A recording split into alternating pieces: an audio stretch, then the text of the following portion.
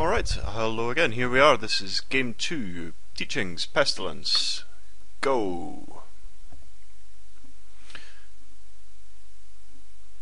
Okay, so our opening hand ends up being a brainstorm, some fetches, some removal, and a counter spell. So, you know, we're never gonna get rid of a hand like that. He is on the play, which kind of impacts things a little bit because he can come down a turn earlier with the pestilence, but you know, and put it out of prohibit range, which is you know, really the only thing that's actually relevant here.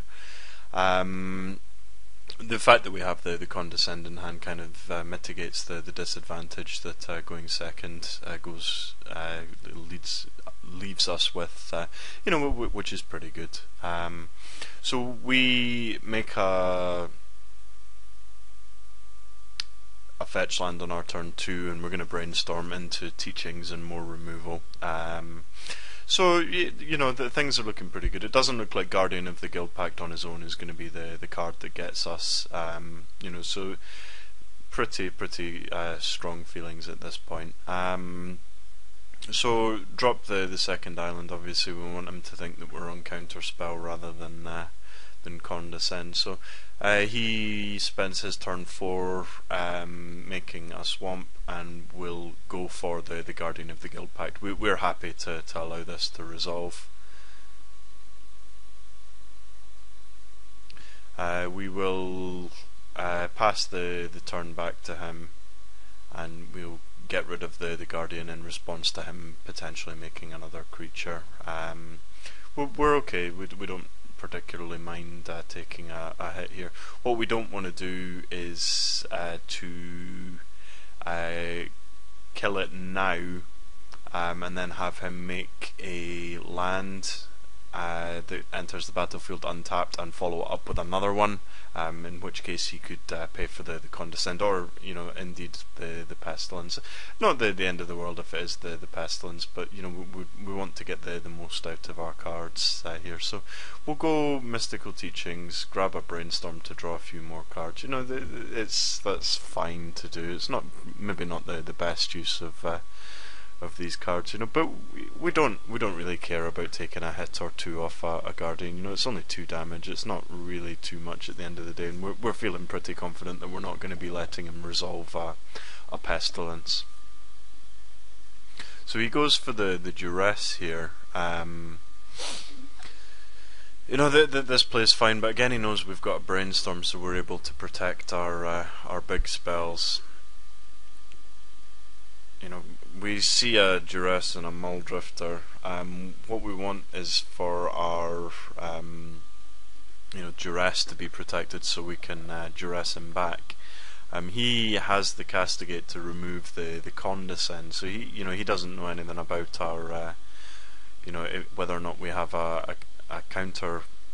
Sorry, an answer to a counter.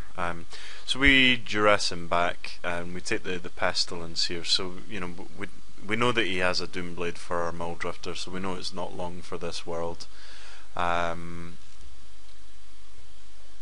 you know, it's not the end of the world. We'd still rather take the pestilence than take the Doomblade and start trying to clock him. And you know, at this stage, when we've got a teachings in the yard, and we, you know, nice rip, right? We draw the Muldrifter that we need. Sorry, we draw the Grim Harvest that we would probably be getting with the teachings at this point anyway. So, yeah, our Muldrifter, for some reason, I think our opponent assumed that we had cast the Muldrifter. He Doombladed the Muldrifter with the Evoke trigger on the stack, which is obviously terrible. But probably just a slight misplay from him. I don't think it's going to matter too much.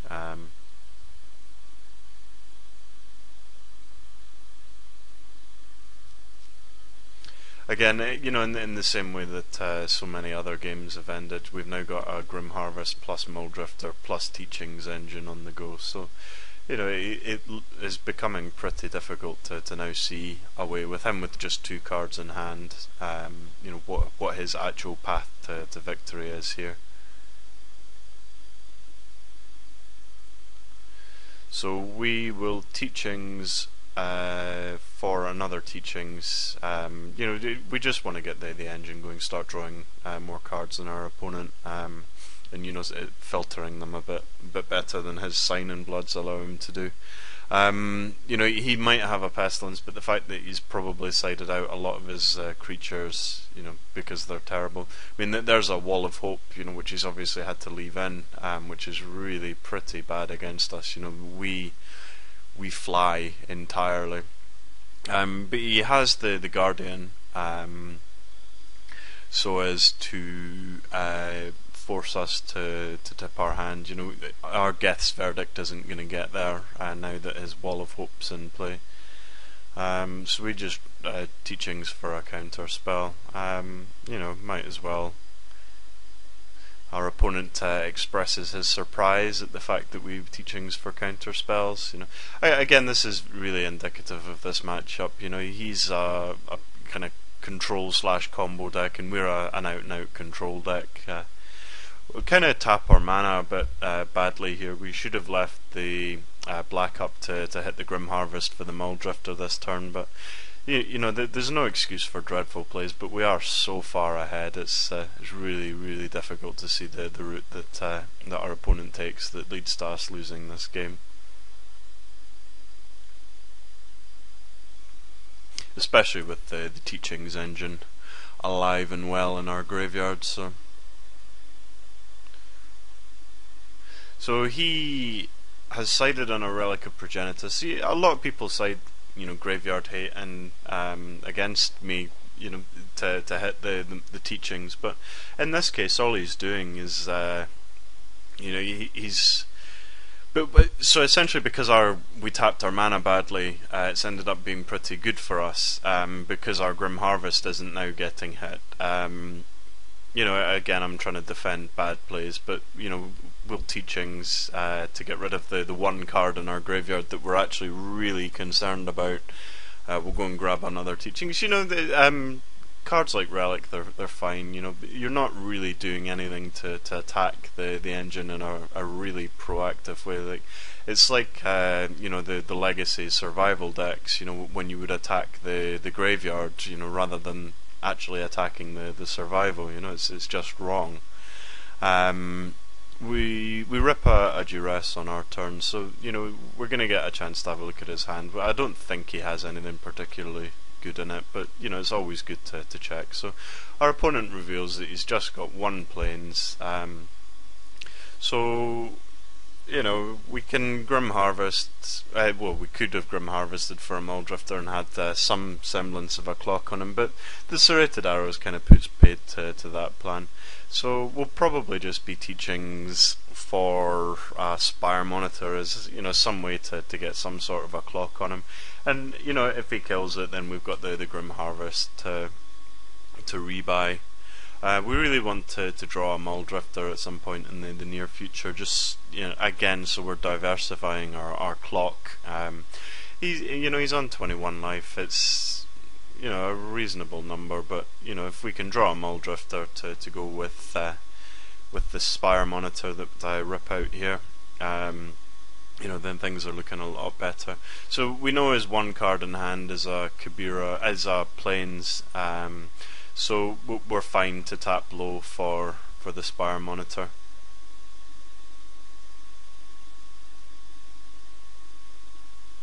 So we're going to continue to draw a whole bunch of nothing, and we'll start clocking him with the Spire Monitor.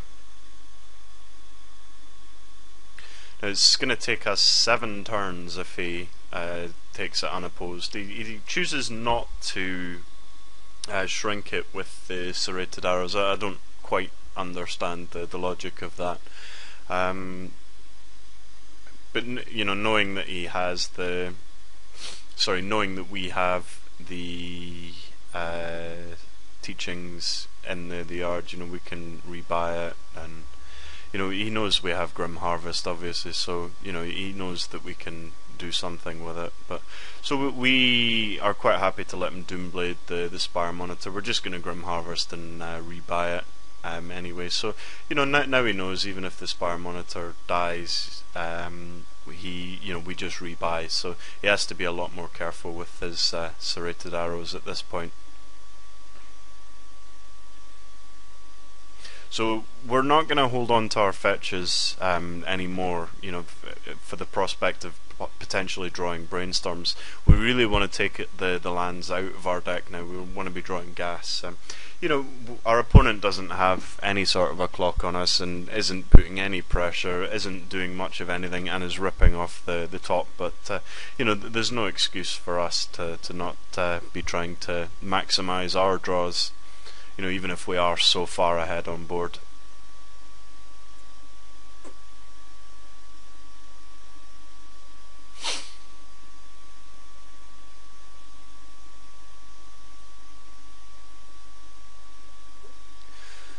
So this turn he decides that it's time to start shrinking the Spire Monitor. Now we know we have 3 Muldrifters left in our deck, so we can be drawing here pretty well. So he goes for the unmake on us, and I decide to guess verdict myself, so as to not lose the Spire Monitor. So I will recover the Grim Harvest. And this has the advantages again of resetting the Spire Monitor. So Grim Harvest back to our hand. Again, he's got nothing. We have enough mana to cast Grim Harvest on the Spire Monitor and recast it at the end of our opponent's turn. It's probably the best way. Now that he has double Wall of Hope, we're not going to get any real value out of our Geth's verdicts, so we might as well protect ourselves and our clock. So now, because he's down to 2 counters on the serrated arrows, he physically can't kill the Spire Monitor. He could potentially kill a Muldrifter, but it seems really, really weak to kill a Muldrifter when there's Grim Harvest in the yard. It seems really weak to kill anything, to be fair. When there's a Grim Harvest kicking about.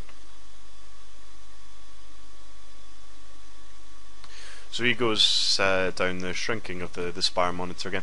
Now, I attacked before playing the Muldrifter here. Normally I would like to play the draw spells pre-combat, just so we maximise the amount of information that we have. But in this case, I didn't want him to have the opportunity to kill the Muldrifter. Like I want my clock to be as fast as possible. Now, he's on 14 life, so he's got to be pretty concerned. But he sees the Muldrifter. He can kind of see the writing on the wall. I certainly wouldn't have conceded at that point, but for whatever reason, our opponent's decided he doesn't want to play it out. So. Thanks for the games. Well, guys, thank you very much for watching. I guess this will be the end of the first series of games. So let me know if